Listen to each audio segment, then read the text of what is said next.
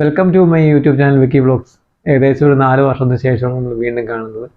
2022-ലാണ് ഞാൻ അവസാനമായിട്ട് video post ചെയ്യുന്നത്. അതിന് ശേഷം നമ്മൾ ഇപ്പോഴാണ് കാണുന്നത്. അതിന് നല്ലൊരു കാര്യമുണ്ട്, ഞാൻ പറയാം. അതായത് അന്ന് ഞാൻ പോസ്റ്റ് ചെയ്ത് ഞങ്ങൾ AKWRFൻ്റെ ക്രിസ്മസ് ആഘോഷവും പിന്നെ അതിനനുസരിച്ചുള്ള വാർഷികത്തിൻ്റെ ആയിട്ടുള്ള പരിപാടിയും അവിടുത്തെ ക്രിസ്മസ് പരിപാടികളും മറ്റു കാര്യങ്ങളൊക്കെയാണ്. ഞങ്ങൾ പേപ്പർ പേന ഗ്രൂപ്പിലുള്ള കുറച്ച് പേരും ഞങ്ങളെ മാഷും ഒക്കെ ഉള്ള ഒരു വീഡിയോ ആണ് പോസ്റ്റ് ചെയ്ത്. പിന്നെ ഒരു റിസോർട്ടിലെ നല്ല ഭംഗിയുള്ള കുറേ കാര്യങ്ങളൊക്കെ ആയിട്ട് ഞാൻ വീഡിയോ ഇട്ടിട്ടുണ്ടായിരുന്നു. അതിന് ശേഷം പിന്നെ കുറച്ച് നാൾ കഴിഞ്ഞപ്പോഴത്തേക്ക് എനിക്ക് ചെറിയ ശാരീരികമായിട്ടുള്ള പ്രശ്നങ്ങൾ കാരണമാണ് പിന്നെ തുടർന്ന് വീഡിയോ ഇടാൻ പറ്റാതായിപ്പോയത്. അതെന്ന് പറഞ്ഞാൽ യൂറിനറി ട്രാക്കിൽ ഇൻഫെക്ഷൻ ബാധിച്ചു. ഇൻഫെക്ഷൻ ബാധിച്ചതിനെ തുടർന്ന് പിന്നെ ഞാൻ ഹോസ്പിറ്റലിൽ പോയി. ഹോസ്പിറ്റലിൽ ചെക്കപ്പ് ചെയ്തപ്പോഴാണ് ഇതിൻ്റെ കാര്യങ്ങൾ അറിയുന്നത്. അങ്ങനെ ആൻറ്റിബയോട്ടിക് എടുത്തു. ഏകദേശം ഓരോ മാസം ഓരോ ആൻറ്റിബയോട്ടിക് മാറി കഴിച്ചു. അങ്ങനെ കുടലിൽ ഗട്ടിലുണ്ടായിരുന്ന ബാക്ടീരിയ എല്ലാം പോയി. ഫുഡൊന്നും ദഹിക്കാതെ ആയി. കഴിക്കുന്ന ഭക്ഷണങ്ങളൊക്കെ വയറിലേക്ക് ചെല്ലുമ്പോൾ എരിച്ചിലും വേദന അങ്ങനെയൊക്കെയുള്ള പ്രശ്നങ്ങളായി. അങ്ങനെ എൻഡോസ്കോപ്പി ചെയ്തപ്പം കുടലിൽ പോളിപ്പുണ്ട്. അതുപോലെ തന്നെ H. pylori എന്ന ബാക്ടീരിയ പോസിറ്റീവായി. അങ്ങനെ അതിനു വേണ്ടി ട്രീറ്റ്മെൻറ്റ് എടുത്ത് അങ്ങനെ ഏകദേശം ഒരു 4 മാസം കൂടുമ്പോൾ വീണ്ടും ഈ H. pylori positive ആയിക്കൊണ്ടേയിരിക്കുന്നു. 3 മാസം കൂടുമ്പോൾ പോസിറ്റീവ് ആയിക്കൊണ്ടിരുന്നു. അങ്ങനെ വീണ്ടും തുടർന്ന് മരുന്ന് കഴിച്ചു.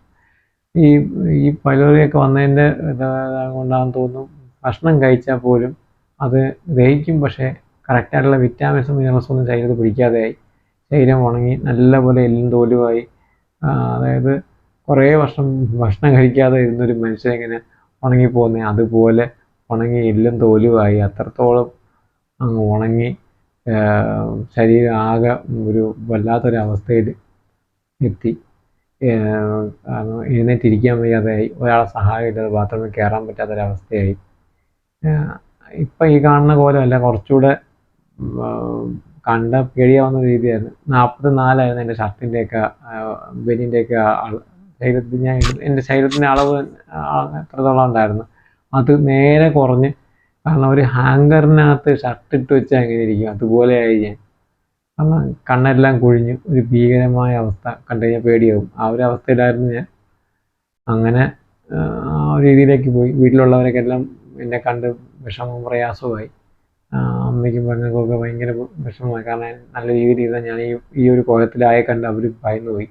കാരണം എൻ്റെ അവസ്ഥ അത്രത്തോളം വയ്യാതെയായി. ഞാൻ അത്രത്തോളം ക്ഷീണവും അവസ്ഥ, എനിക്ക് നൂന്നിരിക്കാൻ വയ്യാത്ത അവസ്ഥ. ഇന്ന് ചെയ്യണമെന്നുള്ള ആഹാരം കഴിക്കാൻ പോലും എനിക്ക് ഭയമായിരുന്നു. അതുപോലെ തന്നെ രാത്രി ഉറങ്ങാൻ ഒക്കത്തില്ല വേദന കാരണം. അങ്ങനെ നല്ലപോലെ ഉണങ്ങി. പിന്നീട് ഞാൻ ഇഷ്ടപ്പെട്ട് എൻ്റെ ജീവനായിട്ട് കരുതി എൻ്റെ ജോലി പോലും എനിക്ക് നിർത്തേണ്ടി വന്നത്. 2025 വരെ ജോലി ഒന്നും ചെയ്യാൻ പറ്റാതായി. പിന്നെ അതിനിടയ്ക്കൂടാണ് ഇപ്പം തന്നെ റീസെൻ്റായിട്ട് എനിക്ക് വന്നൊരു അസുഖം, ഫ്രോസൺ ഷോൾഡർ. ഈ ഷോൾഡർ ലോക്കായിപ്പോയി, ഇടത് കൈ ലോക്കായിപ്പോയി. അങ്ങനെ അത് കാരണം ജോലി ചെയ്യാൻ വയ്യാതായി. പിന്നെ ഇപ്പോൾ അത് ഫിസിയോതെറാപ്പി ഇപ്പം സ്റ്റാർട്ട് ചെയ്തിട്ടുണ്ട്. അങ്ങനെ അതുകൊണ്ട് കൈ ഒരുവിധം ശരിയായി വരുന്നു. അപ്പോൾ ഈ ഒരു വയറിൻ്റെയൊക്കെ പ്രശ്നം കാരണം മാനസികമായിട്ട് ഒരുപാട് ബുദ്ധിമുട്ടി. കാരണം പല ഡോക്ടർമാരും പറയുന്നത് കേട്ടിട്ടുണ്ട്, ഈ വയറും തലച്ചോറുമായിട്ടുള്ള ബന്ധം കാരണം നമുക്ക് എന്തെങ്കിലും വയറിന് പ്രശ്നം വന്നാൽ നമ്മുടെ മൈൻഡ് ഔട്ടായി പോകും. കാരണം അതുപോലെ ആയിരുന്നു എനിക്ക്. എൻ്റെ മൈൻഡ് നന്നായിട്ട് ഔട്ടായിപ്പോയി. കാരണം ആകെ ഒരു വല്ലാത്ത ഒരു അവസ്ഥ. കാരണം എന്തിനോടും ഒരു താല്പര്യമില്ല, ഒന്നും ചെയ്യാൻ താല്പര്യമില്ല. എപ്പോഴും അവശതയും, എവിടെ ഇരുന്നാലും കുനിഞ്ഞിരുന്ന് ഉറങ്ങിപ്പോവുക, അങ്ങനെ ഒരു അവസ്ഥയായിരുന്നു. കാരണം എന്നിട്ട് ഒന്നും ചെയ്യാനോ ഒരു ഉന്മേഷമില്ലാത്തൊരവസ്ഥ. എപ്പോഴും ദേഷ്യം, മറ്റുള്ളവരോട് ദേഷ്യം, ആരെ കാണാനും താല്പര്യം, ആരോട് മിണ്ടാനും ഇഷ്ടമല്ല. ആരെങ്കിലും എന്തെങ്കിലും പറഞ്ഞാൽ പോലും അവരോട് താല്പര്യമില്ലാത്ത രീതിയിലുള്ള സംസാരമൊക്കെ ആയിരുന്നു. അതുപോലെ തന്നെ രാത്രി ഉറക്കമില്ല. പകൽ ഉറക്കം, രാത്രി ഉറക്കമേ ഇല്ല. ഭക്ഷണം വയറ്റിൽ തന്നെ കിടക്കും. എത്ര കഴിച്ചാൽ ദഹിക്കാതെ ഇങ്ങനെ കിടക്കും. നേരം വെളുക്കാറാകുമ്പോഴത്തേക്ക് അത് ദഹിക്കത്തുള്ളൂ. അങ്ങനെ ഒരുപാട് ബുദ്ധിമുട്ടുകൾ വന്നു. അങ്ങനെ എന്ത് ചെയ്യാൻ വയ്യാത്തൊരവസ്ഥയിലാണ് ഞാൻ ആ സമയത്തൊക്കെ. ഈ ഒരു 4 വർഷവും ഏകദേശം അങ്ങനെ പൊയ്ക്കൊണ്ടിരുന്നത് എൻ്റെ ജീവിതം. ഇപ്പോഴും ഏകദേശം അങ്ങനെയൊക്കെ തന്നെയാണ്. പക്ഷേ അങ്ങനെ കുറേ കഴിഞ്ഞപ്പോഴത്തേക്ക് എനിക്ക് തന്നെ മനസ്സിലായി, ഇങ്ങനെ പോയാൽ ശരിയാവില്ല, ഞാൻ തിരിച്ച് വന്നേ പറ്റൂ എന്നുള്ളത് കൊണ്ട് മനസ്സിനെ ഉറപ്പിച്ച് ഞാൻ നെഗറ്റീവ് ആണെങ്കിലും മനസ്സിനെ പോസിറ്റീവ് ആക്കിക്കൊണ്ട് വരാൻ ശ്രമിച്ചുകൊണ്ടേയിരിക്കുകയാണ് ഇപ്പോഴും. കാരണം എപ്പോഴും എനിക്കൊരു നെഗറ്റീവ് ചിന്തകളാണ് മനസ്സിൽ. കാരണം ഇതിൻ്റെ ചിന്തകൾ ഇങ്ങനെ വന്ന് കയറിക്കൊണ്ടേയിരിക്കും. അത് ഈ ഒരു വയറിൻ്റെ പ്രശ്നം കൊണ്ടാണെന്നാണ് പൊതുവേ ഉള്ള വീഡിയോസിൽ ഡോക്ടർമാർ പറയുന്നത് കേട്ടിട്ടുള്ളത്. അങ്ങനെ ഞാൻ പിന്നെ കൂടുതൽ സമയം പാട്ട് കേൾക്കാൻ തുടങ്ങി. നല്ല ബുക്സുകൾ വാങ്ങിച്ച് വായിക്കാൻ തുടങ്ങി. പിന്നെ ഞാൻ ജോലി വീണ്ടും ചെറിയ രീതിയിൽ ചെയ്തു തുടങ്ങി. അങ്ങനെയൊക്കെയുള്ള കാര്യങ്ങൾ കൂടുതൽ ചെയ്യാൻ തുടങ്ങി. അങ്ങനെ പിന്നെ രാവിലെ എഴുന്നേറ്റ് പത്രം വായിക്കാനും അങ്ങനെയൊക്കെ ഉള്ള ഓരോരോ കാര്യങ്ങൾ ചെയ്യാൻ തുടങ്ങിയപ്പോഴത്തേക്ക് പിന്നെ അതിൽ നിന്ന് മൈൻഡ് മാറ്റാൻ ശ്രമിച്ചുകൊണ്ടേയിരിക്കുകയാണ്. അങ്ങനെ കൂടുതൽ സമയം വീണ്ടും അത് വരും. പക്ഷേ അതിനെ കൂടുതൽ ഇപ്പോൾ മൈൻഡ് ചെയ്യാറില്ല. അതാണ് അസുഖം എന്തെങ്കിലും ഉണ്ടെങ്കിൽ തന്നെ അതിനെ മൈൻഡ് ചെയ്യാതിരുന്ന് കഴിഞ്ഞാൽ അത് നമ്മളെ ഉപദ്രവിക്കാൻ ശ്രമിക്കില്ല. കാരണം നമ്മൾ അതിന് കൂടുതൽ അയ്യോ എനിക്കിങ്ങനെ ആ പ്രശ്നമാണ്, എനിക്ക് അങ്ങനെ ഒരു പ്രശ്നമാണ്, അയ്യോ എന്ത് ചെയ്യും എന്നുള്ള ചിന്തയിലോട്ട് പോയി കഴിഞ്ഞാൽ അത് നമ്മളെ ഉപദ്രവിച്ചുകൊണ്ടേയിരിക്കും. അതാണ് ഞാൻ എൻ്റെ ജീവിതത്തിൽ നിന്ന് പഠിച്ച പാഠം. പല ആൾക്കാരും എന്നെ ഉപദേശിച്ചു, അങ്ങനെ ചിന്തിക്കരുത്, നീ നിൻ്റെ കാര്യങ്ങളിലേക്ക് പോവുക, ഇനി നീ വീണ്ടും നിന്നെ ജോലി ചെയ്യാൻ ശ്രമിക്കുക. എൻ്റെ അമ്മയും പെങ്ങളും എല്ലാ ആൾക്കാരും എൻ്റെ ചുറ്റും എന്നെ സ്നേഹിക്കുന്ന ഒരുപാട് പേരുണ്ട്. അവരെല്ലാവരും എന്നോട് പറഞ്ഞത് അങ്ങനെയാണ്, നീ വീണ്ടും ജോലിയിലേക്ക് പോകും, അതുപോലെ തന്നെ നിനക്ക് ഇഷ്ടപ്പെട്ട കാര്യങ്ങൾ ചെയ്യാൻ ശ്രമിക്കുക, അതെപ്പോഴത്തേക്ക് ഇതിനെ മറക്കാൻ ശ്രമിക്കണം, ഇങ്ങനെ ഈ അസുഖം ഉണ്ടെന്ന് ചിന്തിക്കുമ്പോഴാണ് വീണ്ടും പ്രശ്നങ്ങൾ വരുന്നതെന്ന് പറഞ്ഞ് എല്ലാവരും എന്നെ ഉപദേശിക്കാൻ തുടങ്ങി. അങ്ങനെ ഞാനത് കുറേശ്ശെ കേട്ട് ഇപ്പോഴും അതനുസരിച്ച് മുന്നോട്ട് പോവുകയാണ്. കാരണം അതിന് ആ ഒരു അസുഖത്തിൻ്റെ കാര്യത്തിൽ ചെവി കൊടുക്കാതെ പോവുക. കാരണം അതുപോലെ തന്നെ എനിക്ക് ഈ ഇരിക്കുന്ന ഭാഗത്ത് സൈഡിലൊരു മുറിവ് ഇപ്പോൾ പുതുതായിട്ട് കുറച്ച് നാൾ മുന്നേ വന്നായിരുന്നു. അപ്പോൾ അതിൻ്റെ വേദന ഇപ്പോഴും ഉണ്ട്. പക്ഷേ ഞാനിപ്പോൾ ഈ വീഡിയോ ചെയ്യുമ്പോഴും വേദനയുണ്ട്. പക്ഷേ ഞാനത് കാര്യമാക്കാതെയാണ് ഇപ്പോൾ നിങ്ങളോട് സംസാരിക്കുന്നത്. കാരണം അത്രത്തോളം നല്ല രീതിയിൽ പ്രശ്നമുണ്ട്. ഇപ്പോൾ എൻ്റെ ഈ കോലം നിങ്ങൾ കണ്ടില്ലേ, ഞാനിപ്പോൾ അന്ന് ആ വീഡിയോ ചെയ്യുമ്പോൾ ഞാൻ ഉണ്ടായിരുന്ന കോലവും ഇപ്പോഴത്തെ കോലവും തമ്മിൽ മനസ്സിലായില്ലേ. കാരണം ഇതാണ് എൻ്റെ അവസ്ഥ. അത് നമ്മൾ പറഞ്ഞിട്ട് കാര്യമില്ല. കാരണം മനുഷ്യൻ്റെ അവസ്ഥ ഇതൊക്കെയാണ്. ജീവിതത്തിൽ ഇതുപോലുള്ള ഓരോരോ പ്രശ്നങ്ങളും സാഹചര്യങ്ങളും നമ്മൾ അഭിമുഖീകരിച്ചേ പറ്റൂ. കാരണം അതാണ് ലൈഫ് എന്ന് പറയുന്നത്. അത് ഞാനിപ്പം മനസ്സിലാക്കുന്നു. ആദ്യമൊക്കെ ഞാൻ വിചാരിച്ചു എനിക്ക് മാത്രം ഇങ്ങനെ പ്രശ്നം വന്നല്ലോ, ഇനി ഞാൻ എന്ത് ചെയ്യും, എങ്ങനെ ജീവിക്കും എന്നുള്ള ചിന്തയായിരുന്നു. കാരണം ഇപ്പം അത് ഞാൻ മനസ്സിലാക്കുന്നു, അതിനെ നമുക്ക് മാറ്റാൻ ഒരു പരിധി വരെ പറ്റൂ. കാരണം എല്ലാ കാര്യത്തിനും ഒരു പരിധിയുണ്ട്.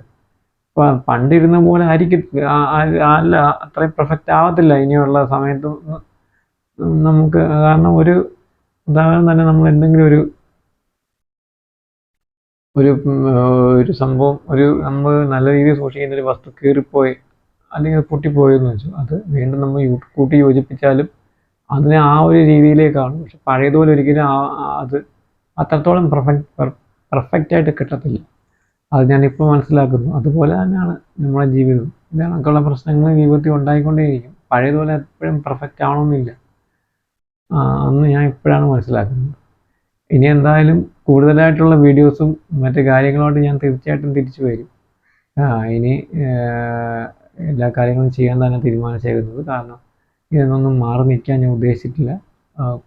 കുറേ കാലം കൊണ്ട് മാറി നിന്ന് തിരിച്ചു വരണം എന്ന് വിചാരിക്കുമ്പോൾ വീണ്ടും ഡൗൺ ആവുകയാണ്. അപ്പോൾ എല്ലാവരും പറഞ്ഞ് അങ്ങനെ ഡൗൺ ആവരുത്, തിരിച്ചു വരാൻ ശ്രമിക്കണം. അതുകൊണ്ട് ഞാൻ എൻ്റെ ഒരു മനസ്സിൻ്റെ ഇത് വെച്ച് ഇനി എന്ത് പ്രശ്നം എനിക്ക് ഉണ്ടായാൽ പോലും ഞാൻ തുടർന്ന് വീഡിയോകളുമായിട്ട് തന്നെ വരും. വലിയ കണ്ടൻറ്റുള്ള വീഡിയോകളൊന്നും നിങ്ങൾ പ്രതീക്ഷിക്കരുത്. കാരണം എനിക്ക് അത്ര കണ്ടൻറ്റായിട്ടുള്ള വീഡിയോ അത്ര എക്സ്പീരിയൻസ് ഒന്നും എനിക്കില്ല. എൻ്റെ കൺമുന്നിൽ കാണുന്ന കാര്യങ്ങളും പിന്നെ ഞാൻ ഹോസ്പിറ്റലിൽ പോകുമ്പോൾ എടുക്കുന്ന ചെറിയ എന്തെങ്കിലുമൊക്കെ കണ്ടൻറ്റുകൾ കിട്ടുവാണെങ്കിൽ അതൊക്കെ ഇടാൻ ശ്രമിക്കാം. മാക്സിമം നിങ്ങളെന്നെ സപ്പോർട്ട് ചെയ്യണം. പിന്നെ എല്ലാവരും എൻ്റെ യൂട്യൂബ് ചാനൽ കാണണം. എൻ്റെ വീഡിയോ അതേപോലെ തന്നെ എല്ലാവരും സപ്പോർട്ട് ചെയ്യുക. പിന്നെ എന്തെങ്കിലും തെറ്റുകുറ്റങ്ങളും ഉണ്ടാകും. കാരണം ഈ 4 വർഷത്തെ ഗ്യാപ്പിന് ശേഷം ഞാൻ തിരിച്ചു വരുവാണ്. അപ്പം ഒരുപാട് തെറ്റുകൾ സംഭവിക്കാം. ഞാൻ പറയുന്നതിൽ എന്തെങ്കിലും തെറ്റിപ്പോയാലും ക്ഷമിക്കുക. കാരണം ഈ സംസാരിക്കുന്നതിൻ്റെ ഇടയ്ക്ക് എനിക്ക് അന്നത്തെ പോലെ അത്ര സ്പീഡിലും കാര്യങ്ങൾ പറയാൻ പറ്റത്തില്ല. കാരണം അത്രത്തോളം ചെറിയ പ്രശ്നങ്ങളുണ്ട് സംസാരത്തിൽ പോലും. അതൊക്കെ മാറി വരും, മാറ്റിയെടുക്കും, ഞാൻ മാറും. അപ്പോൾ തൽക്കാലം വീഡിയോ ഇത്രയേ ഉള്ളൂ. അടുത്ത ആഴ്ച മറ്റൊരു വീഡിയോ ആയിട്ട് നമുക്ക് വീണ്ടും കാണാം. എല്ലാവർക്കും നന്ദി. എൻ്റെ വീഡിയോ സപ്പോർട്ട് ചെയ്യുക, എൻ്റെ ചാനൽ സബ്സ്ക്രൈബ് ചെയ്യുക, തൊട്ടടുത്ത് കാണുന്ന ബെല്ലൈക്കൻ ക്ലിക്ക് ചെയ്യുക. ഇനി അടുത്ത വീഡിയോ ആയിട്ട് നമുക്ക് മറ്റൊരു ദിവസത്തിൽ കാണാം. Thank you.